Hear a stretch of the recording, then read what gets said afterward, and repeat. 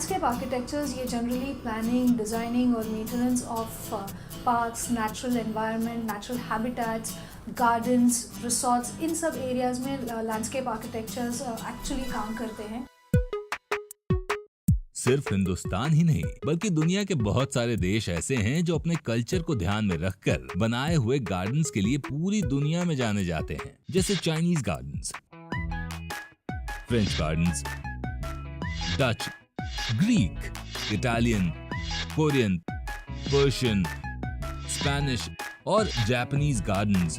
जिस तरह से आज भारत में ही नहीं बल्कि पूरी दुनिया के लोग एक बार फिर से लैंडस्केप आर्किटेक्ट और गार्डन्स के करीब आ रहे हैं, उसी तरह लैंडस्केप आर्किटेक्चर और गार्डनिंग भी सभी लोगों के लिए इस सेक्टर में रोजगार के नए अवसर बढ़ा रहा है। आज लैंडस्केप आर्किटेक्चर का काम एक लैंडस्केप आर्किटेक्ट को अच्छी इनकम के साथ साथ दिली सुकून भी देता है, क्योंकि उसका ये हुनर लोगों की आंखों को ठंडक देते हुए उनको हेल्दी भी रखता है। फिर चाहे वो अपने ऑफिस में मीटिंग कर रहे हो या किचन में खाना बना रहे हो या फिर घर की छत पर टहल रहे हो, वो लैंडस्केप आर्किटेक्ट्स के हुनर से तैयार हुए roof gardens, kitchen gardens, light gardens, feng shui gardens, cottage gardens की बदौलत लगातार नेचर के करीब रह सकते हैं। आजकल काफ़ी डेवलपर वाले प्रोजेक्ट्स आने लगे हैं, जिसमें group housing societies, commercial projects हुए या रिटेल प्रोजेक्ट्स हुए, मॉल्स वगैरह आप बनते देखते हैं, या कोई मेमोरियल्स। तो सरकारी या गैर सरकारी दोनों तरीके के प्रोजेक्ट्स में लैंडस्केप आर्किटेक्ट एक टीम का अभिन्न अंग है।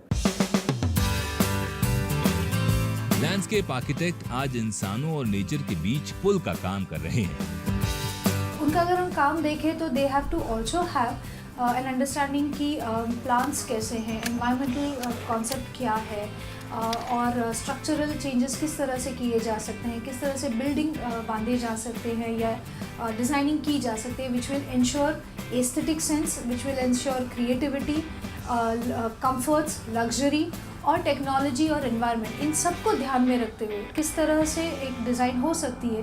That is the general work of a landscape architect.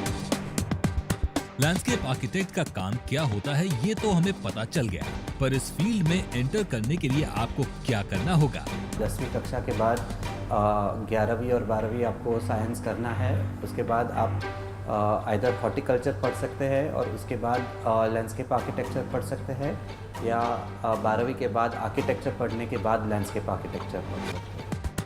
Landscape architect को बॉटनी का नॉलेज होना चाहिए, क्योंकि इसी से पता चलता है कि किस जगह कौन सा प्लांट लगा सकते हैं, क्योंकि हर शहर की मिट्टी की तासीर और वहाँ की आबो हवा अलग अलग होती है।